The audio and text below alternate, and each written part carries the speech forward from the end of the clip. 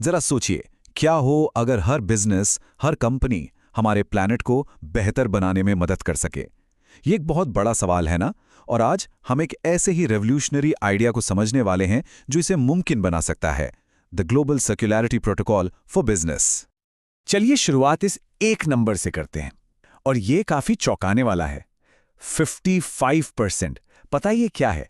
ये है हमारे ग्रह का total green house gas emission का वो हिस्सा जो सिर्फ कच्चे माल को जमीन से निकालने और उसे प्रोसेस करने से आता है। आधे से भी ज्यादा। ये हमारे मौजूदा लो बनाओ फेंको वाले सिस्टम की एक बहुत बड़ी कमी को दिखाता है। और वो 55% का आंकड़ा हमें सीधा एक बहुत बड़ी समस्या की तरफ ले जाता है, टेक मेक वेस्ट क्राइसिस। मतलब लो, बनाओ और फेंक दो। यही हमारे आज के इकोनॉमिक मॉडल का आधार है। एक ऐसा मॉडल जो बर्बादी पर टिका है, और यह हमें एक बहुत ही खतरनाक रास्ते पर ले जा रहा है। तो हमारे सामने दो बिल्कुल अलग रास्ते हैं। बाईं तरफ है लीनियर इकोनॉमी, जो एक तरह का डेड एंड है।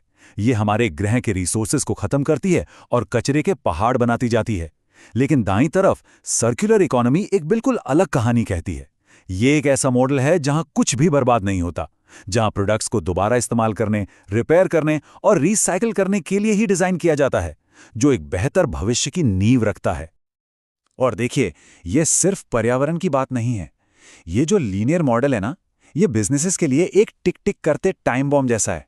ये रिसोर्सेज को खत्म कर रहा है, क्लाइमेट चेंज को बढ़ा रहा है और कंपनियों को बहुत बड़े रिस्क में डाल रहा है। ये एक ऐसा गेम है जिसमें आखिर में कोई नहीं जीतता।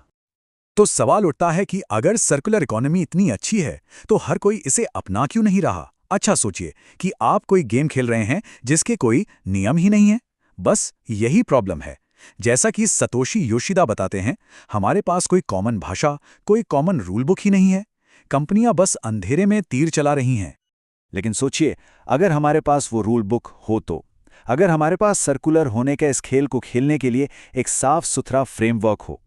अच्छी बात यह है कि अब हमारे पास है। तो यहीं पर आता है ग्लोबल सर्कुलैरिटी प्रोटोकॉल या जीसीपी। इसे एक नई सर्कुलर इकोनॉमी के लिए एक यूनिवर्सल ट्रांसलेटर की तरह समझिए। ये पक्का करता है कि जब एक कंपनी कहती है रिसाइकल्ड मटेरियल, तो उसका मतलब वही हो जो दुनिया में किसी भी दूसरी कंपनी के लिए होता है। जीसीपी को समझने का सबसे आसान तरीका यह है कि इसे कार्बन एमिशंस के लिए बने ग्रीन हाउस गैस प्रोटोकॉल जैसा ही समझें। जीएचजी प्रोटोकॉल ने बिजनेसेस के लिए अपने क्लाइमेट इम्पैक्ट को मापने और मैनेज करने का तरीका ही बदल दिया था। जीसीपी भी सर्कुलैरिटी के लिए ठीक वही करने को तैयार है। ये वाकई एक गेम चेंजर है। और हाँ, ये सिर्फ कोई थियरी नहीं है। पैनासोनिक जैसी बड़ी कंपनियां इसे पहले से ही अपना रही हैं।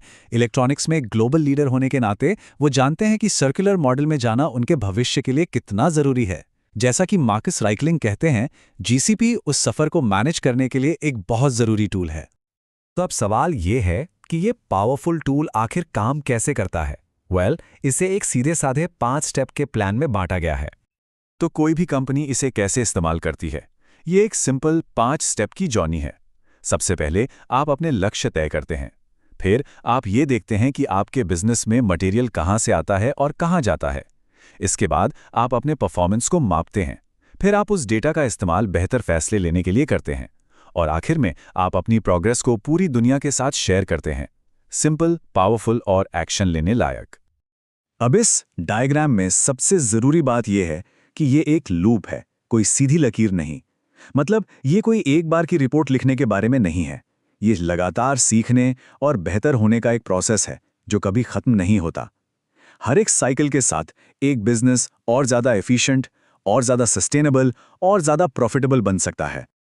और सुनिए, जब टोयोटा जैसी कंपनी कुछ कहती है तो दुनिया सुनती है।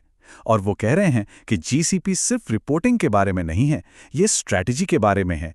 ये एक ऐसा बिजनेस मॉडल बनाने के बारे में है जो भविष्य के लिए तैयार हो। ये एक बहुत ही जबरदस्त बात है। तो क्या होगा अगर दुनिया भर के बिजनेस इस रूल बुक को अपनाना शुरू कर दें? इसका असर क्या होगा? चलिए जरा नंबर्स पर नजर डालते हैं। और यकीन मानिए, ये बहुत बड़े हैं। 120 अरब टन। ये इतना बड़ा नंबर है कि इसे इमेजिन करना भी मुश्किल है। इसे ऐसे समझिए, ये उतना ही मटेरियल है जितना हमारा पूरा प्लैनेट आज एक साल में इस्तेमाल करता है। इतनी बड़ी बचत हम कर सकते हैं।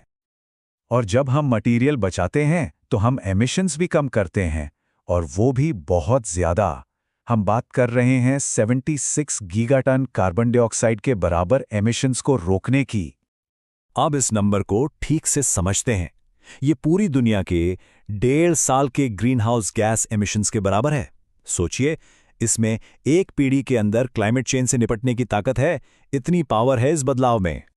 आइकिया जैसे दूरदर्शी लीडर्स ये समझते हैं कि ये सिर्फ अच्छा काम करने के बारे में नहीं है, ये स्मार्ट बिजनेस करने के बारे में है।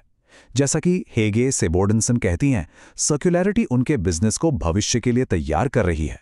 ये सब कुछ लचीलेपन, इनोवेशन और लॉन्ग टर्म सफलता के बारे में है। आखिर में बात सिर्फ नुकसान कम करने की नहीं है, बल्कि असल में अच्छा करने की है। बात है नेचर को फिर से जिंदा करने की, एक ऐसी दुनिया बनाने की जो आज से ज्यादा सेहतमंद और खुशहाल हो। यही सर्कुलर इकोनॉमी का सबसे बड़ा मकसद है और जीसीपी हमें वहां तक पहुंचने में मदद कर सकता है। तो हम आपको इसी सवाल के साथ छोड़ जाते हैं। क्या हो अगर हर बिजनेस का फैसला, हर प्रोडक्ट जो हम खरीदते हैं, हमारे प्लैनेट को फिर से बेहतर बनाने में मदद कर सकता है? ये एक बहुत पावरफुल सोच है और ग्लोबल सर्कुलैरिटी प्रोटोकॉल के साथ ये एक ऐसी हकीकत है जो पहले से कहीं ज्यादा करीब है। इस नए इकोनॉमिक मॉडल की बदलने की ताकत के बारे में जरूर सोचिएगा।